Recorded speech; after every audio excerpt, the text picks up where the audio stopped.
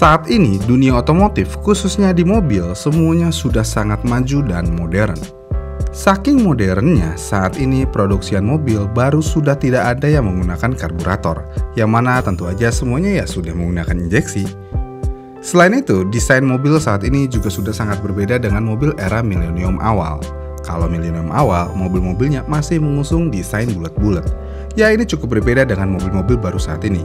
Hampir semua desain mobil baru saat ini semuanya tajam-tajam, mau dari headlamp, stop lamp, bumper depan ataupun bumper belakang. Biasanya ya semuanya tajam-tajam. Namun di era mobil dengan desain yang serba tajam ini terkadang membuat desain mobil menjadi lebih monoton. Kenapa bisa? Ya karena bisa dibilang desainnya ya hampir mirip-mirip ya walaupun nggak mirip 100%. Dengan kondisi tersebut akhirnya membuat Motuba atau mobil tua bangka dilirik lagi oleh sebagian orang untuk dijadikan mobil koleksi dan hobi aja. Dan akhirnya saat ini Motuba menjadi banyak peminatnya, bahkan beberapa mobil sampai mendapatkan status mobil culture. Namun untuk Motuba yang mendapatkan status culture ini nggak sembarangan Motuba, karena hanya beberapa Motuba yang benar-benar memiliki nilai sejarah, desain yang bagus, ataupun performa yang bagus. Maka dari itu di video ini kita akan membahas beberapa Motuba yang dianggap oleh sebagian orang mobil culture.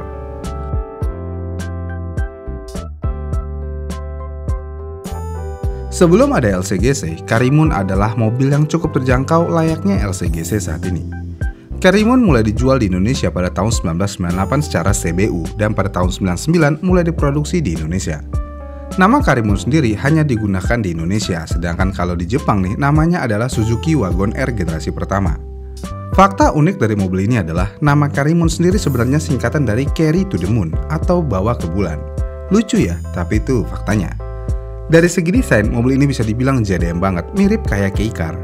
Dengan sentuhan modifikasi yang proper, mobil ini bisa menjelma menjadi mobil culture yang cukup oke untuk dijadikan mobil hobi di tahun 2024 ini. Namun kalian tidak bisa berharap banyak dari performa mobil ini, karena mobil ini hanya memiliki mesin Suzuki Carry 1,0 liter yang berkode F10A, yang mana mesin ini hanya memiliki kubikasi 970 cc dengan 8 katup SOHC dan tenaga yang dikeluarkan hanya 55 horsepower. Jadi ya jangan berharap banyak untuk performansnya, namun ini bukanlah mobil balap atau mobil kebut-kebutan. Ini adalah mobil santai. Dalam penjualannya, Carco ada beberapa model. Yang pertama tahun 98 yang CBU, kemudian tahun 99 yang CKD, lalu tahun 2003 yang muncul seri-seri lainnya seperti DX dan GX. Kemudian pada tahun 2007, Karimun diberikan penyegaran kembali oleh Suzuki dengan mengeluarkan Karimun Estilo. Namun Estilo bagi sebagian orang bukanlah mobil culture.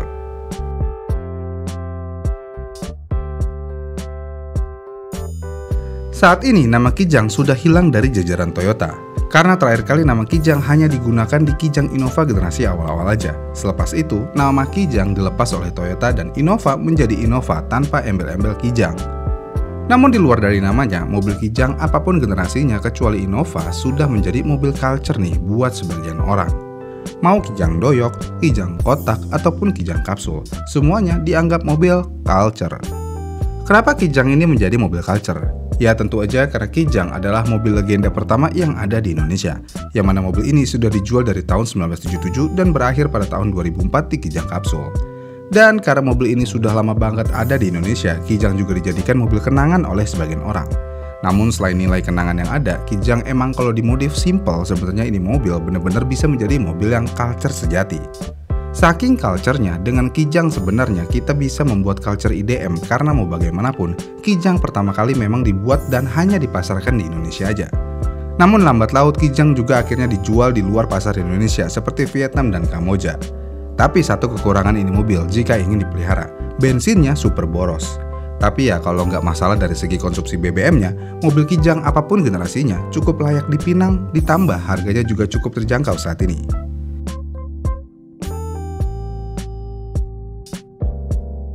Jika kalian melihat mobil ini, bagaimana tanggapan kalian?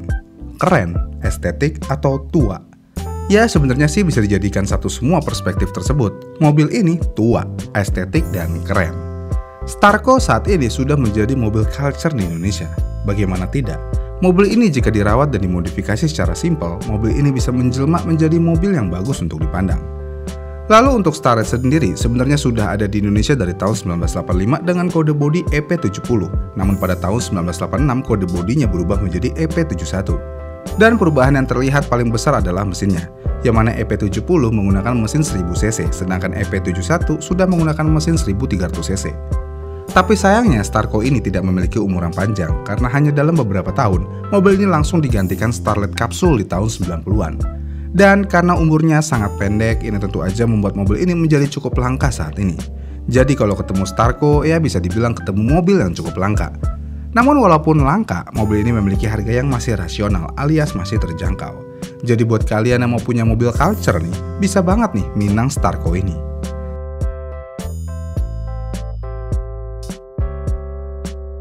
Di luar dari mobil Jepang, ada juga mobil Eropa, tepatnya Jerman, yang menjadi mobil culture di Indonesia, yaitu BMW M46. BMW M46 merupakan seri 3 yang pertama kali hadir di Indonesia pada tahun 99. Generasi ini dinilai oleh penggemar BMW sebagai mobil revolusioner. Tapi bukan hanya teknologinya yang memiliki pengaturan elektronik yang sangat canggih, tapi juga bentuk bodinya yang timeless banget. Jadi nggak heran ketika kita melihat M46 saat ini seperti melihat BMW modern pada umumnya. Ya walaupun memang ada aura-aura tuanya dari mobil ini, namun karena desain mobil BMW depannya hampir selalu sama, jadinya ini mobil ya oke-oke aja dilihatnya. Lalu selain tampilannya yang timeless, mobil ini juga memiliki tenaga yang cukup oke. Mobil ini menggunakan mesin yang berkode M43B19 yang berkapasitas 1895cc 4 silinder. Dengan mesin ini, M46 dapat mengeluarkan tenaga maksimal di 118 dk dan torsi di 180 Nm. Yang enaknya dilihat dari mobil BMW 46 adalah mobil ini akan selalu cocok menggunakan ukuran velg berapapun. Ring 15, ring 16, ring 17 bahkan sampai 21 pun mobil ini cocok-cocok aja, nggak pernah kelihatan aneh. Dan karena masih banyak peminatnya sampai saat ini tentu aja membuat E46 menjadi salah satu mobil culture di Indonesia.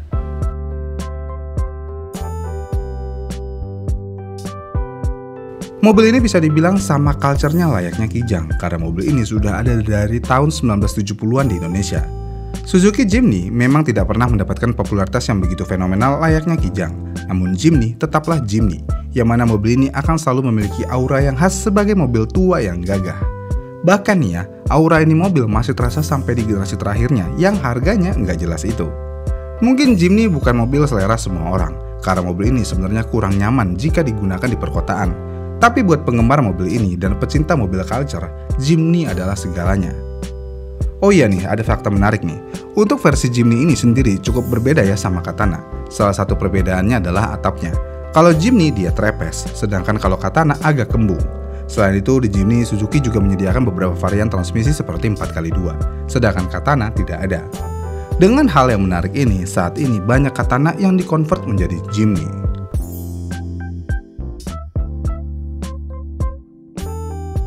Fortuner, Pajero, harus sungkem sama mobil satu ini. Mobil ini adalah bapak dari segala bapak di dunia mobil diesel di Indonesia. Siapa yang tidak tahu mobil cumi darat dari lahir satu ini? Mobil ini begitu ikonik dari zaman dulu sampai saat ini. Panther generasi awal dikenal sebagai mobil lemot, ngebut tapi irit dan cukup nyaman. Dengan desain yang cukup keren, Panther pertama kali diperkenalkan di Indonesia pada tahun 91. Untuk generasi awal ini, mobil ini menggunakan mesin Isuzu C233 yang berkapasitas 2300cc 4 silinder indirect injection yang bisa menghasilkan tenaga 72 dk di 4300 rpm. Dengan desain yang ada, saat ini mobil Panther generasi awal-awal ini menjadi mobil culture. Tapi buat yang bukan penyuka Panther pasti akan dibuat agak bingung nih sama generasi ini.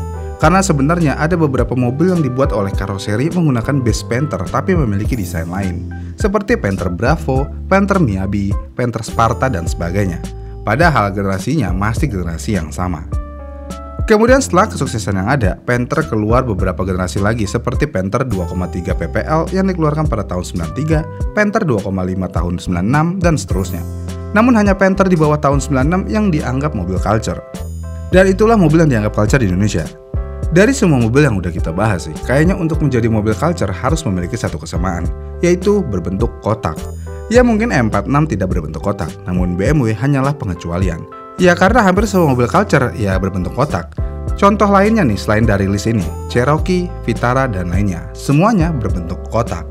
Tapi apakah harus kotak? Ya enggak juga sih, semua itu tergantung bagaimana orang-orang menilainya aja. Ditambah lagi, ya emang tahun-tahun segitu semua desain mobil masih mengusung desain kotak. Karena ya desain kapsul baru populer di tahun 2004 ke atas yang dipopulerkan oleh Avanza dan Xenia. Dan itulah 6 mobil yang dianggap culture di Indonesia.